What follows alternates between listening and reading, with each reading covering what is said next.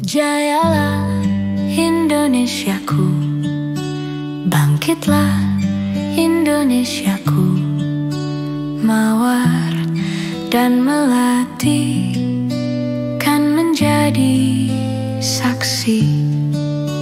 Jayalah Indonesiaku, bangkitlah Indonesiaku, merah dan putih, tanda berani dan suci. Satu, tetap satu, maju jangan ragu, sembah baktiku padamu, Ibu Pertiwi.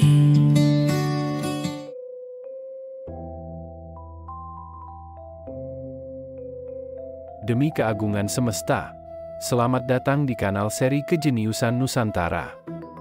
Video ini hadir untuk berbagi kecerdasan tentang arsitektur neoliberalisme.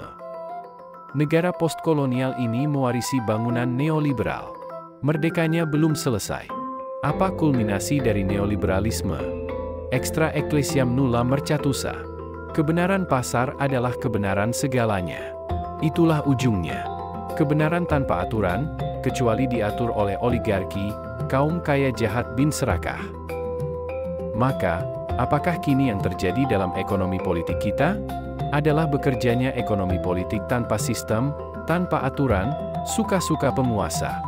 Dalam bahasa yang salah kaprah, dinamakan sistem ekonomi pasar.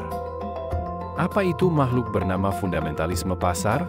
Adalah sistem ekonomi di mana seluruh kegiatan ekonomi, mulai dari produksi, distribusi, dan konsumsi, diserahkan sepenuhnya kepada mekanisme pasar.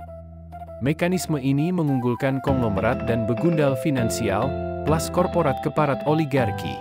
Inilah sistem paling brutal sepanjang sejarah peradaban manusia di dunia.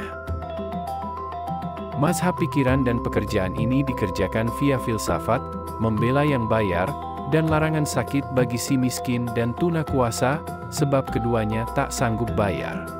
Ditradisikan via genosida minus pembunuhan, sebab yang terjadi adalah perbudakan massal. Dalam sistem ini, faktor-faktor produksi dimiliki oleh swasta, dan mereka mempunyai kebebasan untuk menggunakannya semau-maunya. Sektor perusahaan akan berusaha menggunakan cara paling koruptif, sambil mencari keuntungan yang paling maksimum. Sistem perekonomian pasar bebas mencapai tujuan tersebut melalui interaksi di antara pengusaha dan pembeli di dalam pasaran, tanpa campur tangan negara dan pihak-pihak lain yang tak dianggap penting. Adam Smith, dalam bukunya, Sebuah Penyelidikan tentang Hakikat dan Penyebab Kekayaan Bangsa-Bangsa, 1776, menulis bahwa ciri dari sistem ekonomi pasar adalah 1. Setiap orang bebas memiliki barang, termasuk barang modal. 2. Setiap orang bebas menggunakan barang dan jasa yang dimilikinya. 3. Aktivitas ekonomi ditujukan untuk memperoleh laba. 4. Semua aktivitas ekonomi dilaksanakan oleh swasta. 5. Pemerintah haram melakukan intervensi pasar. 6. Persaingan dilakukan secara bebas. 7. Peranan modal adalah utama. 8. Kesenjangan makin lebar. 9. Kuasa modal menentukan kuasa dalam segala hal. Maka, sistem ini tidak mengurus hal-hal yang jadi problem negara postkolonial, keterjajahan, kemiskinan, kebodohan, kesakitan, kesenjangan, ketakmandirian, ketergantungan, kebingungan, dan kegelapan. Jadi, tanpa sistem atau sistem pasar adalah kebenaran yang di luarnya salah. Tak ada kebenaran kecuali pasar, dan pasarlah pusat kebenaran. Lalu, di mana agama dan ideologi? Kini, keduanya dipasarkan secara murah dan tak laku lagi. Itulah mengapa orang tanpa gagasan dan ide jenius yang dipasarkan agar menjadi penjaga pasar. Sulit untuk tidak mengatakan elit kita sebagai budak korporasi, anak haram dari perselingkuhan singa, naga, dan banteng. Kini, untuk ke-1000 kali, hadir dan hidup kabinet korporasi dan elit korporat yang bersikap keparat. Akhirnya, yang idealis, konstitusional, dan waras akan menolak. Jika sedia, ia akan kalah dan binasa.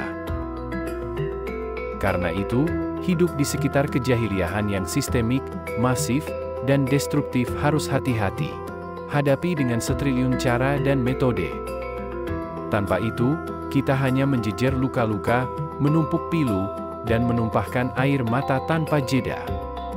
Arsitektur Neoliberalisme, oleh Yudhye Haryono. Sampai jumpa di seri Kejeniusan Nusantara berikutnya. Salam Indonesia. Padamu